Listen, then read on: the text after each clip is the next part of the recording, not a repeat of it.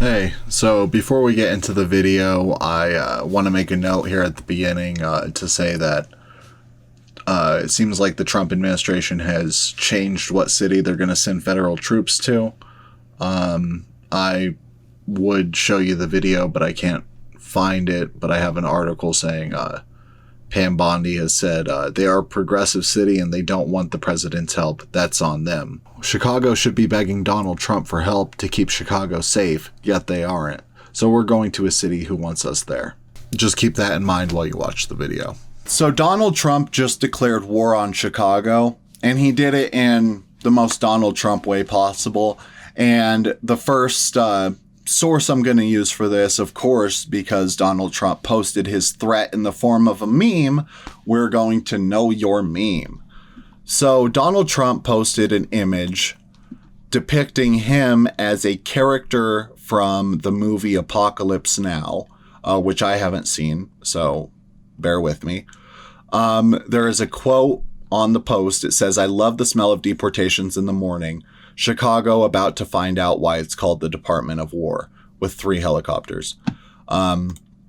So that's disturbing, but there's further context here. So this is what Know Your Meme says. Donald Trump's Chipocalypse Now post, also known as Donald Trump, and I'm saying Chipocalypse Now, I'm sure it's Shipocalypse Now or Shypocalypse Now. I don't know. It's a made up nonsense word. Donald Trump, also known as Donald Trump Chicago Department of War post, refers to an AI image shared by the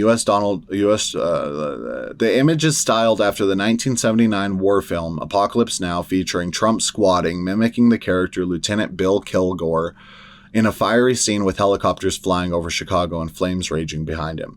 The image was captioned, "I love the smell of deportations in the morning," and warned Chicago about to find out why it's called the Department of War. The graphic on the post notably read Chipocalypse Now. Many took the post to be signaling the potential deployment of National Guard troops and immigration agents to Chicago. So on September 6, 2025, that's when he posted it, and he made the caption and posted the image. And then it was reposted to Reddit, and it went viral there too. And so we actually have a response from J.B. Pritzker about it. Illinois Governor J.B. Pritzker lambasted President Trump on Saturday for joking about immigration enforcement efforts, including plans to target Chicago, calling the president a wannabe dictator. So a lot of articles and journal outlets are calling it immigration enforcement efforts. And I think that that's disingenuous, because these are not just immigration enforcement measures. In fact, the occupation of DC, they're just doing policing. They're doing small crime policing. There was somebody who was arrested by 3 different departments the other day for a non-violent theft at a grocery store or a convenience store. He stole like a candy bar and was arrested by FBI, Homeland Security, and ICE for it. That's what they're doing. They're policing people.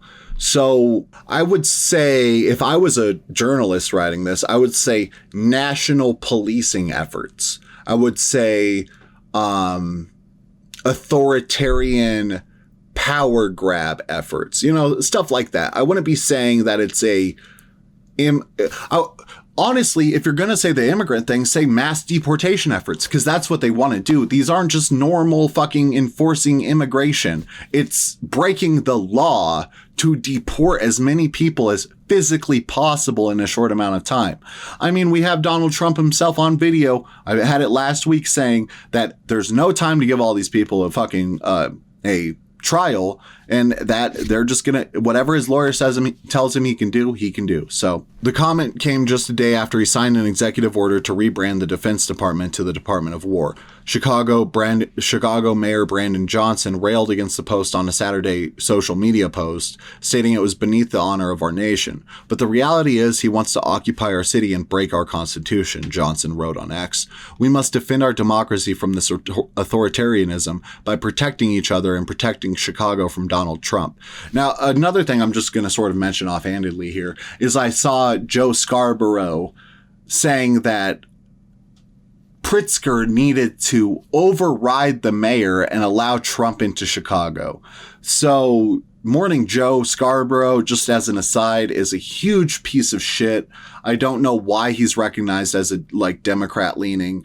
That is the most authoritarian, fucking conservative Republican currently in the zeitgeist type of thing you could want, is the deployment of national troops, including the military, to cities to enforce immigration. And not to mention, the Supreme Court just ruled that you're allowed to racially profile people. So they can do stop and frisk nationally. And that's insane. It doesn't just hurt immigrants, who we don't want to hurt, but it also hurts citizens. And it specifically hurts brown-skinned people and black-skinned people who are targeted by police because they're assumed to be different because of an appearance. And that's because of racism. J.B. Pritzker, who decided not to do what Joe Scarborough told him to do, decided to fight back, and he has been consistently fighting back. And I do want to talk about him versus Gavin Newsom in a later video. But what did Pritzker say? The president of the United States is threatening to go to war with an American city, Pritzker wrote on social media platform X in response to a meme shared by Trump. This is not a joke. This is not normal. Donald Trump isn't a strong man. He's a scared man, he added. Illinois won't be intimidated by a wannabe dictator. But he is a strong man, and he has institutional power behind him. And I think someone like J.B. Pritzker doesn't want to say that because these politicians, they don't want to deteriorate the line. They want to show people that he's on the other side of it. They don't want to wash that line away and say, this is typical of the American government to react poorly to progress. But it's true. And we're seeing that because of progress we made in recent years. You know, we made progress with immigrants. We made progress with gay people and LGBTQ, trans people, all that kind of stuff. We made progress with our language and how we speak to each other. And they want to tear that all down. They want to pull us back to the 60s and maybe even sooner.